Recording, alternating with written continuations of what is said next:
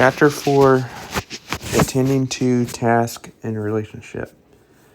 When we look at what leaders do, that is their behaviors. We see they do two major things. One, they attend to tasks, and two, they attend to their relationship with people.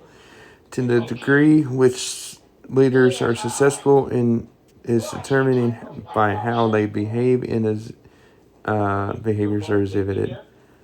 Situations may differ, but every leadership situation needs a degree of both task and relationship behaviors. And talks about personal styles.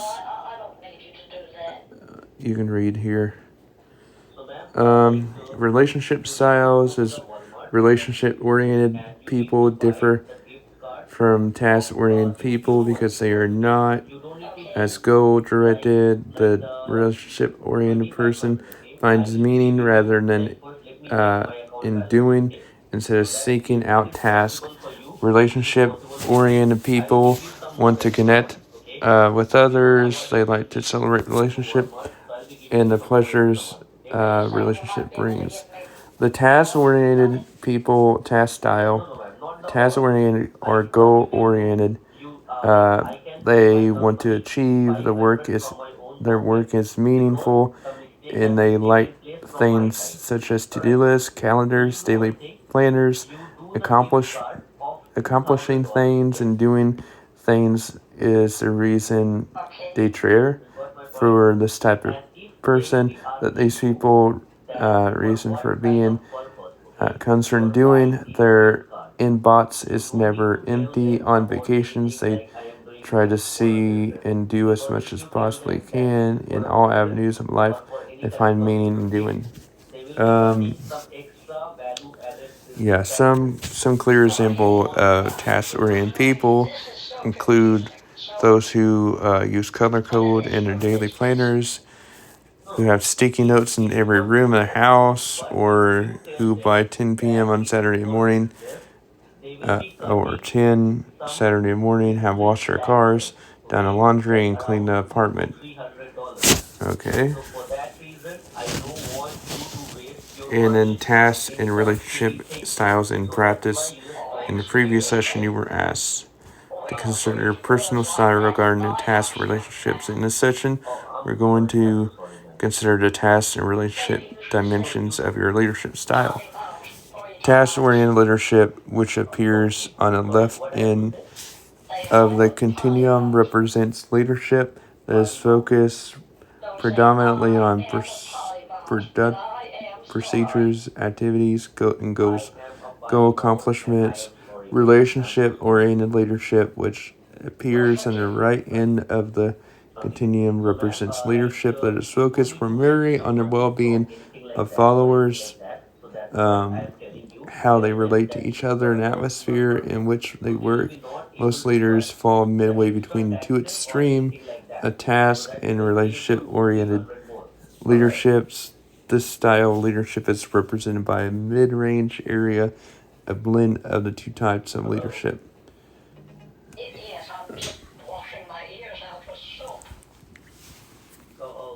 Let's continue. Let's see. Task leadership,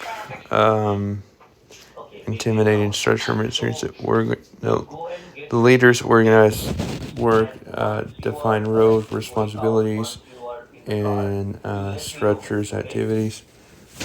I think there's like production orientation, which means the leader stresses the production and technicality aspects of the job. From their perspective, the leader pays attention to a new product development, workload matters, and sales volume to name a few aspects. A third label for task leadership is concern for production.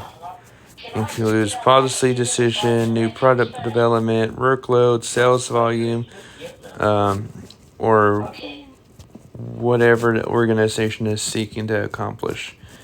Relationship behaviors help followers feel comfortable with themselves, with each other, and with the situation in which they find themselves. For example, in a classroom, when a teacher requires each student to know every other student's name, the teacher is demonstrating relationship leadership. The teacher is helping the student to feel comfortable with themselves, with other students, and with their environment. Researchers have described relationship leadership in several ways to clarify its meaning. It has been labeled by some researchers as consideration behavior, which includes building camaraderie, respect, trust, and regard between leaders and followers. Other researchers describe relationship leadership as having an employee oriented, which involves taking interest in workers as human beings, valuing their uniqueness, and giving special attention to their personal needs. Another line of research has simply defined relationship leadership as concern for people within an organization. Concern for people includes building trust, providing good working conditions, maintaining a fair salary structure, and promoting a good social relations. I don't know. Essentially, relationships leaderships uh, behavior is about three things: treating followers with dignity and respect, building relationship. Number two, building relationship and helping people get along at. And three, making the work setting a pleasant place to be. Relationship leaders' behavior is an integral part of effective leadership performance. In our fast-paced and very diverse society, the challenge for a leader is finding the time and energy to listen to all followers and do what is required in building effective relationships with each of them. Moving on. Okay, Chad, we got him.